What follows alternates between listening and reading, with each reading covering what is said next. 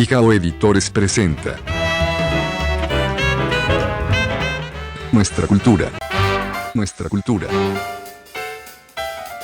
¿Qué tal? Bienvenidos una semana más a Nuestra Cultura TV, este programa que desde Pijao Editores llevamos semanalmente hasta sus casas para hablar de cultura y para hablar con nuestros artistas. En esta ocasión, un periodista y escritor libanense llamado Leonidas Arango, que estudió en Alemania y que ha dedicado su vida especialmente a la corrección de estilo. Nuestra Cultura. Me da mucho gusto y mucho orgullo poder comunicarme con los paisanos y con los tolimenses, para que no digan que los del Líbano no nos sentimos tolimenses. Le hablo primero de la familia de mi papá. El padre de mi papá, que se llamaba Antonio María Arango, llegó de Manizales.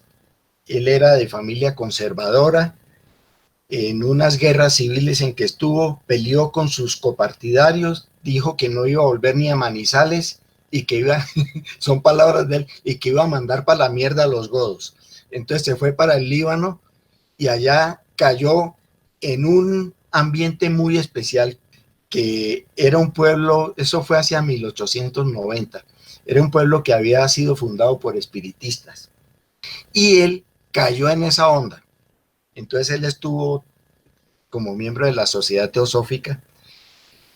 Él llegó con su familia, con varios hijos, y en el parto de mi papá murió la mamá de él, mi abuela. Mi papá no se crió en el Líbano, por lo que él lo crió una tía en Manizales y en Armenia. Y él de niño regresó al Líbano un tiempo. Finalmente él recibió una herencia de la mamá, de la tía que lo crió, y él era un joven muy desjuiciado. Eso lo perdió, lo malbarató. Todavía le quedó plata, se fue a Estados Unidos, él aventuró por allá en Nueva York, estuvo como 3 años, se gastó toda la plata, se quedó tirado en la calle. Esa es una telenovela. Y allá fue a dar donde sus parientes a pedirles cacao a Armenia otra vez. Y en un viaje que hizo al Líbano, él iba con frecuencia, conoció a mi mamá. Mi mamá era la hija de un boticario bogotano que se llamaba Carlos Lobo Guerrero. Había muerto en 1931 y esto era por 1935. Ellos se casaron y mi papá dejó ese espíritu de aventura y se ajuició en la farmacia, pues mi mamá lo encarriló. Él se dedicó a la farmacia, aprendió, la farmacia creció y la familia también creció porque fuimos 8 hijos. Y entonces, bueno, mis papás murieron siendo nosotros pues, muy jóvenes o niños todavía había. Y nos tocó abrirnos campo, sí siguiendo el legado que ellos nos dejaron. La farmacia la cerramos, pero conservamos la mayor parte de la colección de lo viejo. La tenemos en Bogotá y ha habido publicaciones y libros de museología y todo eso, en que hay hasta una película que se llama El Niño de los Mandados, la hizo un ibaguereño, la hizo Carlos del Castillo, acaba de ganar unos premios en Quito y tal vez el año entrante vamos a verla en cine comercial. Los hombres, pues los dos son, el mayor Germán ya falleció y los dos de los menores somos seguidos. Antonio, que es conocido allá en el Líbano como Tony, y yo somos bachilleres del Isidro Parra. Era una época muy especial de calidad para la educación oficial y tomé desde joven una decisión que no se la recomiendo a nadie porque en mi caso fue fatal, que dije, en lo que me gusta quiero ser el mejor y en lo que no me gusta me importa 5. Entonces simplemente no lo estudiaba. Lo que me gustaba yo era el mejor o el segundo o el tercero, en literatura, idiomas, las humanidades en general. Me gano la vida de lo que escribo. De resto, empecé carreras que no terminé. Hice como cualquier reina de belleza, y lo digo con respeto, el periodismo, con la diferencia de que yo no lo estudié. Los que lo han tomado en serio lo trabajan y lo saben hacer. Yo no lo estudié, yo empecé finalmente a trabajar en una imprenta y en esa imprenta me volví corrector de estilo de esa imprenta y leyendo materiales y todo eso, empezaron a soltarme que hay que vienen de un periódico de Duitama, que por qué no les ayuda. Entonces yo le metía manito, sí. También, que eso no es así nomás, influye mucho la lectura. En la casa había biblioteca, mis papás más o menos eran lectores, estaban enterados de, como mucha gente en ese entonces leía el periódico, estaba suscrito al periódico, nosotros leíamos noticias desde niños, oíamos no solo música en el radio, sino noticias por radio, uno vivía como más enterado de la realidad. Siento que quise aprender demasiadas cosas en mi vida como periodista, aprendí fotografía, aprendí, estaba manejando linotipos para trabajar en plomo, aprendí a armar en plomo en la imprenta, todo eso, y todo eso pasó rápidamente. Entonces, pero queda la redacción y después de que no he tenido, de que el trabajo periodístico se acabó en gran parte, porque siempre hice fue prensa escrita, no estudié, no tuve otras oportunidades, sino prensa escrita.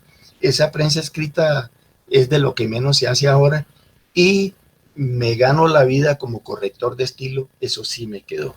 Uno, por más que tenga afición por las ciencias sociales y todo, siempre se unta de la fantasía y de la aventura y todo eso. Y llegó al Líbano, ya al Teatro Andino, una película, yo tenía por ahí 13 años, puede que 15, llegó una película que se llamaba La Batalla del Río de la Plata. Y dije, mi carrera es la Marina. Entonces yo, pero dije, no, yo militar, sinceramente no, con todo respeto, pero no he tenido el espíritu, digamos, militarista. Pero había en ese entonces, en la Escuela Naval de Cartagena, la carrera de Marina Mercante. Yo me metí a la Marina Mercante y el primer semestre me iba bien. Y vinieron, como esa carrera la patrocinaba la Flota Mercante Gran Colombiana, nosotros éramos becados de la Flota Mercante, llegaron señores de la Flota Mercante y dijeron, miren este curso que era una carrera llamada cubierta de manejar la carga y el buque y la navegación, todo eso, pero hay otra especialidad que es la ingeniería, que es motores. Dijeron, no, hemos visto que la flota ahora necesita que esta promoción sea de ingeniero -2. Aquí la cosa, claro, listo, nos quitaron unas materias bonitas que tenían, termodinámica, física 1, no es de chao pescado, no fui capaz. Vine a Bogotá, también estudié arquitectura, muy bonito el diseño, los volúmenes, los trazos, el dibujo, todo eso estaba bien, pero había, por cierto, que unas matemáticas muy elementales. Entonces ahí fue cuando me metí a estudiar, a trabajar. Fui a dar a una imprenta y ahí resulté en el periodismo. Yo llegué de corrector, entonces en ese entonces todas donde se editaban libros y periódicos y todo eso, el linotipista, que era el que fundía en plomo, ¿no? Sacaba una sola tira de los textos cortados al ancho de la columna que se necesitaba, que llaman galeradas, eso ustedes lo conocen, galeradas. Había dos correctores, uno leía el original y el otro comparaba lo que el linotipista hacía y se turnaban, uno leía una cosa y todo se leía. Eso volvía al linotipista que él hacía las correcciones y volvía otra vez donde los correctores. Y todavía había un corrector que el libro armado todavía le daba una mirada. Entonces yo me familiaricé mucho con la edición. Entonces así llegué. Después ya pasé a una agencia de prensa, una agencia internacional de prensa. Estuve en Prensa Latina, 3 años. Ahí en ese caso jugó la política. Yo no soy en el momento, pero no tengo, es decir, por voluntad propia, no tengo problemas. Yo estuve muy vinculado mucho tiempo a la juventud y al Partido Comunista. Entonces, de la agencia de Prensa Latina aquí, le pidieron al Partido Comunista, necesitamos un redactor. Y alguien que me conoce me dijo, vaya a Prensa Latina, necesitan un redactor. Y allá estuve hablando con el corresponsal y charlamos y me vio mi trabajo, me quedé ahí aprendí periodismo. Yo no sabía periodismo. Claro, yo leía y hacía cositas y todo, pero Pero ahí sí había una redactora chilena que se iba y por eso yo necesitaba, y ella me enseñó a redactar noticia. Y me fui al Ministerio de Educación. Ahí yo hacía un boletín, estuve 3 años, era un contrato a los 3 años. Entonces, de ahí del ministerio me fui a otra agencia, ya una agencia de centro de soviética, Novosti. Estuve ahí también 3 años hasta que hubo una beca de la República Democrática Alemana para ir a hacer un curso allá. Me colé porque eso era para periodistas graduados. El Colegio Nacional de Periodistas me mandó como candidato a hablar con el agregado cultural de la embajada, hablé con él, me dijo que es para graduados y él consultó y me aceptaron. Entonces hice ese curso. Ahí volví a aprender periodismo de un gran nivel, fueron 6 meses internos con 8 horas de clase, encuentros con el profesor por la tarde, no eran profesores fijos, sino conferencistas. De ahí regresé y hice más que todo periodismo cultural y estuve con la Orquesta Filarmónica. De ahí ya quedé por mi cuenta. Eso que decía uno, ahora me independizo, no haber tenido un puestecito. Ay, no haber tenido, me independizo. Sí, hice varias cosas muy interesantes. Estuve en escuelas sindicales, estuve haciendo muchas cosas. Se me presentó una amiga, es así periodista graduada, me dijo que necesitaban en una asociación de distribuidores de gas quien les hiciera una revista que estaba comenzando. Me metí ahí y estuve hasta que la revista se acabó. Entonces ya con la corrección estuve medio sobreviviendo por fortuna. Tengo una esposa muy juiciosa y pensionada.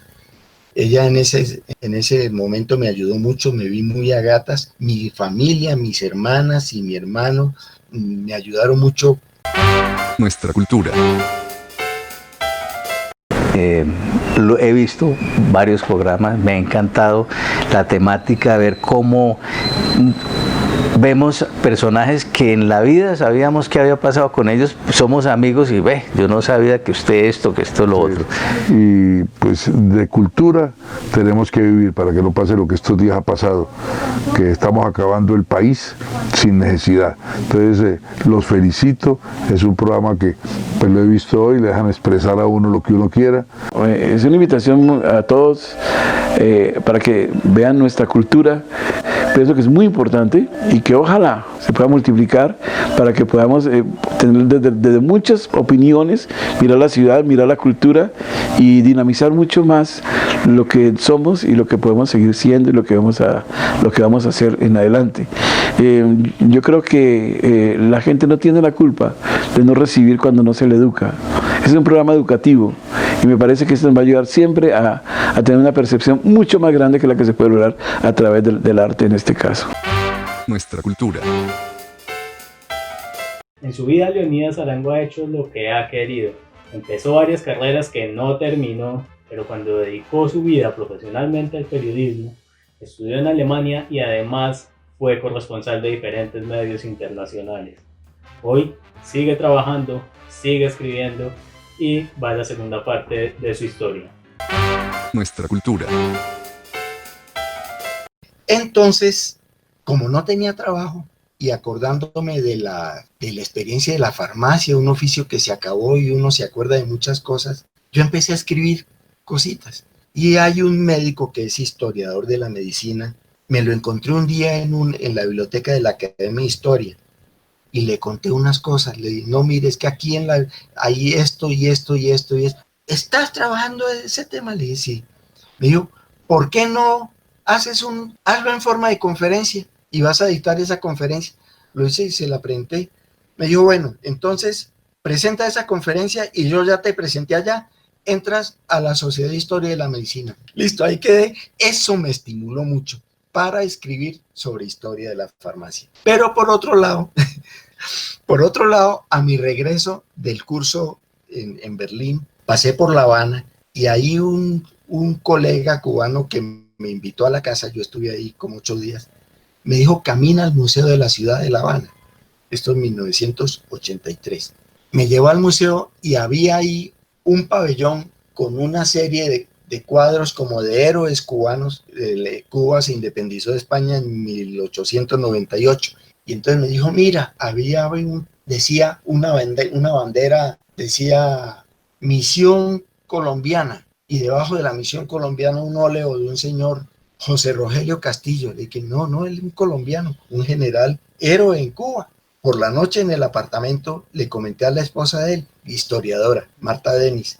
Marta, yo no sabía que hay un héroe colombiano aquí y que escribió una autobiografía. Ella sacó de la biblioteca este libro. ¿Lo puedo mirar por la noche? Y dijo, llévatelo, es tuyo. Bueno, me puse a ver ese libro y resulta que ahí, él en Cuba es alguien muy especial porque estuvo en las 3 guerras de independencia de Cuba. Fue de la confianza de José Martí, así amigos. Y resulta que hay un pedacito en que dice, hoy hubo un desfile, ellos con toda la pompa en campamentos en la guerra, tenían su gobierno, su presidente, todo. Hubo un desfile de presentación del general Avelino Rosas, colombiano. Ahí me pegué a averiguar quién era Avelino Rosas. Bueno, les doy la primicia de que la semana pasada terminé, después de mucho tiempo, de escribir la biografía de Avelino Rosas porque ese personaje me fascinó. Puede que se quede ahí, lo hice. Ahí voy. Fui a Nariño, él murió en una batalla en Nariño, en la guerra de los 1000 días.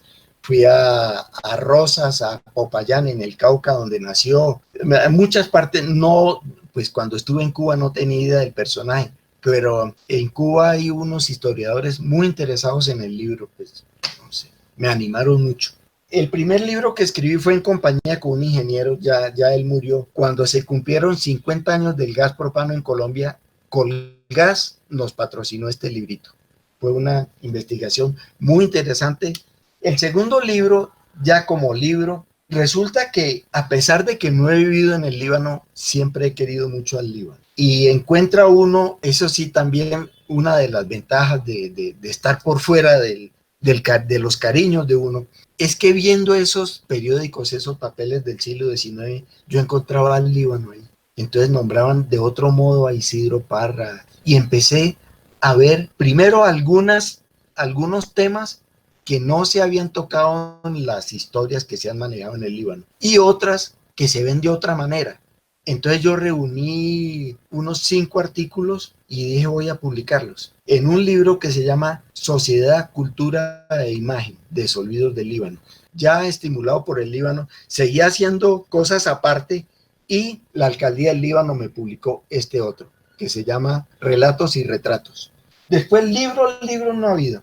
He publicado historias, mire aquí, alrededor de Avelino Rosas, me encontré que hubo un mexicano que participó en una guerra civil en Colombia en la de 1885 y lo mataron en una batalla en Panamá. Escribí el artículo, lo mandé a la revista de la Universidad Nacional, me lo publicaron, se llama Catarino Garza, un mexicano en la guerra civil colombiana de 1895. Cuando me publican eso, sin ser historiador profesional, en la revista de la Universidad de Historia de la Universidad Nacional, ahí con todo derecho yo he dicho, soy historiador. Solo en ese momento. De resto son publicaciones en varios libros sobre historia de la medicina y de la farmacia. Hay fotos de la colección que tenemos. Como le contaba, de pronto resultó este señor cineasta Carlos del Castillo buscándonos para asesoría. Estuve en Monguí en la filmación, ayudando allá. Mire, eso no se coge así, eso lo hacían era así. Listo, ahí vamos. Yo era muy amigo de Alape, es más, compartíamos apartamento. Yo era soltero y él era separado. Y comenzamos a hacer las entrevistas. Hicimos muchas entrevistas. En ese transcurso, cuando el libro fue cogiendo forma, él era un hombre de una disciplina. Yo recuerdo que un día me dijo, a partir de mañana me levanto a las 6 de la mañana. De 6 a 8 leo y tomo apuntes. De 8 a 9 desayuno. De 9 ta. Y así lo hizo. En ese transcurso, la Universidad Central conoció el proyecto y le dijo, hagamos una cosa, la universidad le financia su investigación, usted sigue, le ponemos un sueldo, le ponemos oficina, le ponemos secretaria y la universidad se encarga del proyecto. Ahí sobraba uno. Entonces, pero sí, se hizo muy bonito. pues de niño conoce, los que tuvimos el privilegio de crecer en un pueblo pequeño. La niñez de uno en un pueblo pequeño es diferente tiene ventajas y desventajas respecto a los que crecieron en una ciudad grande. El Líbano ha sido algo especial. Eso de que el Líbano haya sido fundado por espiritistas es algo muy especial. Yo no digo malo ni bueno, especial, diferente. El Líbano ha sido diferente. Estos espiritistas, Isidro Parra, pues, y amigos, y también hubo fundadores conservadores católicos como Nicolás Echeverry.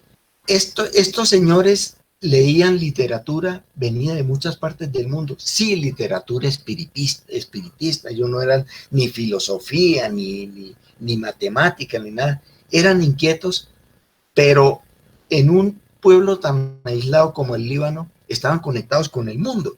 El Líbano está en la vertiente oriental de la cordillera central. La señal de radio de Bogotá ha llegado al Líbano como si fuera local. Uno va a otros pueblos y era en ese entonces con la onda larga, era un problema o se oía mal el radio o era más fácil coger por allá emisoras de Cuba, de México, que emisoras de Bogotá. Al Líbano entran como si fueran locales, como entró la televisión. Desde que la montaron en Bogotá, cualquiera que tuviera un televisor en el Líbano la veía por los canales bogotanos, porque la señal va así, ¡cha!, y choca contra una pared donde está el Líbano. Entonces se oía radio, se oían noticias.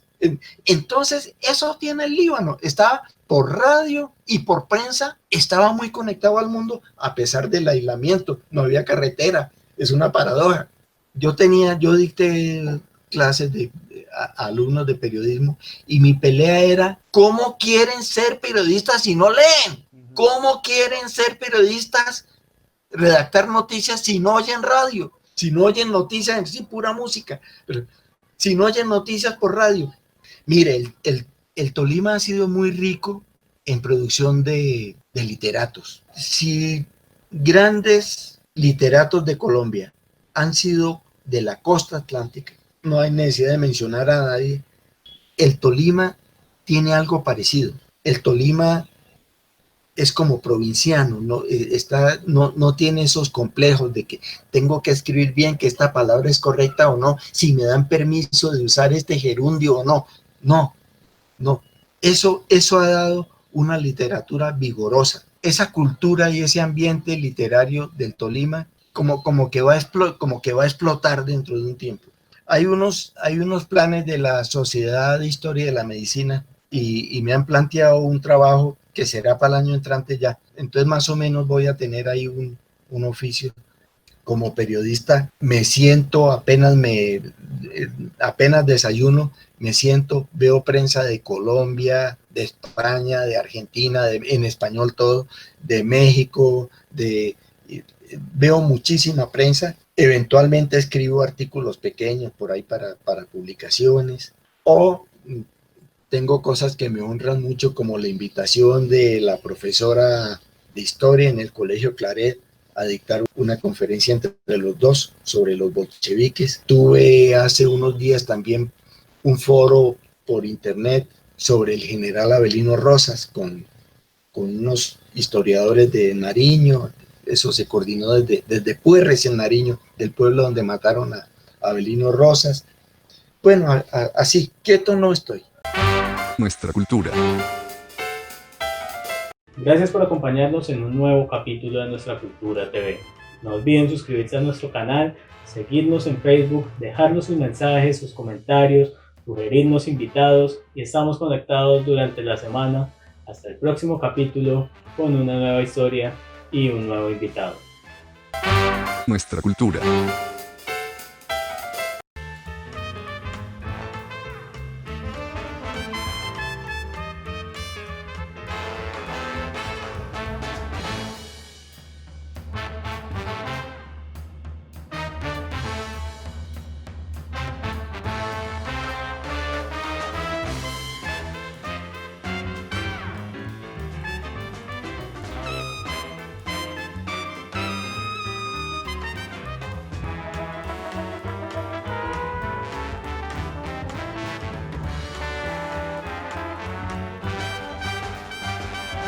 Aquí termina nuestra cultura. Nuestra cultura.